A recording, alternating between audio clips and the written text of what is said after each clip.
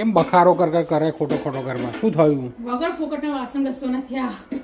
તો હવે તો આપણે થોડી વાંક છે, થઈ ગયું. અદાણી વાળો થોડી ભડાકા બોલાવે કઈ. એક તો ખાઈ પીને વાસણ ઘસીએ તો લેખે લાગે, આ ખાવાનું પીવાનું ને વગર ફોકટના વાસણો ઘસવાના.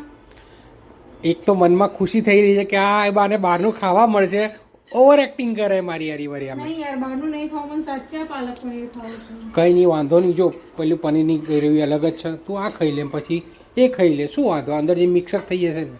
જાઓ ને યાર, વાસણ ઘસવાના ને ખાધા પીધા વગર, ખાયા પીયા કુછ નહીં. ગ્લાસ તો વાળાના એક કામ કરું, બહારથી ખાવા લેતો આવજો અને આ બધા વાસણોની અંદર થોડું કાઢી લે એટલે તને એવું ના લાગે કે ભાઈ ખોટા વાસણ ઘસવા પડે. બરોબર? પેલા શું કીધું, કેટલા વાગે ગેસ આવશે? એને 8:30 કીધું છે કે આગળથી લાઈન તૂટી ગઈ છે ક્યાં, તો બંધ છે એટલે એમ કહેતા કે ચાલુ કરી નાખો, કે તમારા રિસ્ક ઉપર કે.